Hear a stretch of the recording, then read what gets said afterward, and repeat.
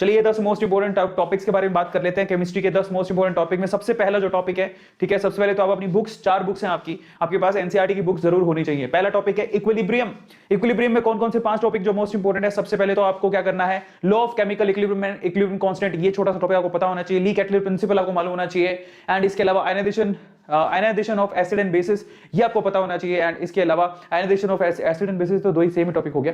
And finally एक और topic जो आपको कहूंगा वो कौन सा वाला है, hydrogen ion concentration concept of pH, ठीक है। तो ये टॉपिक है जो आपको करके जाना है आप लोगों को। पीएच के सारे फॉर्मूले आपको पता होना चाहिए और करके जाने हैं। सेकंड कौन सा टॉपिक है जो आपको करके जाना है, वो है hydrocarbon.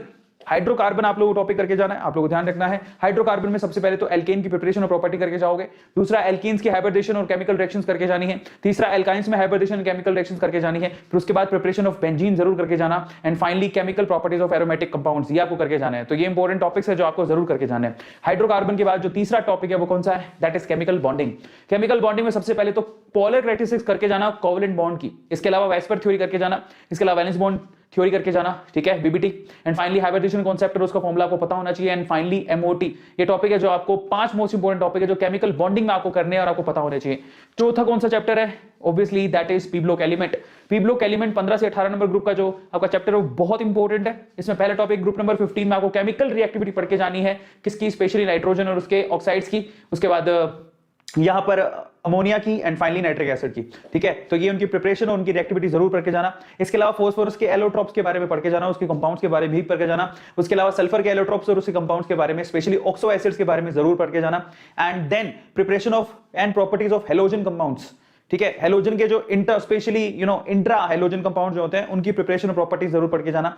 And finally preparation of structure of xenon compound, xenon के जो ऑक्साइड्स होते हैं, फ्लोराइड्स होते हैं, ठीक है। और फाइनली अगर हम लोग जिनोन के जो फ्लोराइड्स हैं उनका जब हम लोग हाइड्रोलिसिस करवाते हैं तो उन कंपाउंड्स की आपको स्ट्रक्चर वगैरह सब पता होनी चाहिए। और बेसिकली पार्शियल हाइड्रोजन से क्या होता है, फुल हाइड्रोजन से क्या होता है, ये पता होना चाहिए। अगर आपको ये पता है तो then you will be successful. 5वां टॉपिक कौन सा है, and that is DNA block. DNA block बहुत इंपॉर्टेंट टॉपिक है। क्या करना है इसमें, सबसे पहले तो आपको 3D सीरीज में ट्रेंड पढ़ के जाना है कि electro what we can say, इसमें भाई एटॉमिक जो रेडियस है उस पर क्या फर्क पड़ता है, या फिर इसमें ऑक्सीडेशन स्टेट पे क्या फर्क पड़ता है, ठीक है, या फिर मेल्टिंग पॉइंट पे, बॉइलिंग पॉइंट पे क्या फर्क पड़ता है अगर लेफ्ट टू राइट जाए तो। ये बहुत सवाल पूछा जाता है। मैग्नेटिक प्रॉपर्टी और कलर के बारे में पूछा जाता है, बहुत इंपॉर्टेंट है। इसके अलावा प्रिपरेशन ऑफ केमिनोफोर, और ये टॉपिक भी इंपॉर्टेंट है। आपके बोर्ड एग्जाम में नहीं था, आपने नहीं पढ़ा होगा, बट आपके नीट एग्जाम में है, जो कि काफी इंपॉर्टेंट है।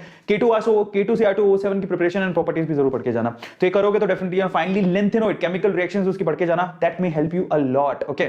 फाइनली छठा चैप्टर की तरफ चलते हैं। 6th चैप्टर कौन सा है, कोऑर्डिनेशन कंपाउंड। कोऑर्डिनेशन कंपाउंड में सबसे पहले तो ऑक्सीडेशन नंबर आपको क्लैरिटी होनी चाहिए और कोऑर्डिनेशन नंबर की क्लैरिटी होनी चाहिए। कोऑर्डिनेशन नंबर और ऑक्सीडेशन नंबर क्या होता है। फिर उसके बाद आईयूपैक नोमेनक्लेचर, इसका बहुत इंपॉर्टेंट है, हर बार सवाल आता है। फिर आइसोमेरिज्म के ऊपर सवाल आता है। And then VBT and CFT के ऊपर क्वेश्चन आपको 100% देखने को मिलेगा। फिर आपके पास है bonding in metal carbonyl, metal carbonyl में बॉन्डिंग के ऊपर क्वेश्चन आता है। तो ये 5 इंपॉर्टेंट टॉपिक है। 7वां चैप्टर कौन सा जो कि इंपॉर्टेंट है, that is solutions. Solution chapter में आपको एक्सप्रेशंस पढ़ के जाना है कंसंट्रेशन टर्म्स के, ठीक है। इसके अलावा आरएलबीपी जो कि कोलिगेटिव प्रॉपर्टी, इसके अलावा elevation in boiling point, depression freezing point, osmotic pressure, ठीक है, and ideal and non ideal solution, ये आपको पढ़ के जाने जो कि काफी इंपॉर्टेंट टॉपिक है। फिर उसके बाद 8वां चैप्टर कौन सा जो आपको करके जाना है, that is GOC, general organic chemistry.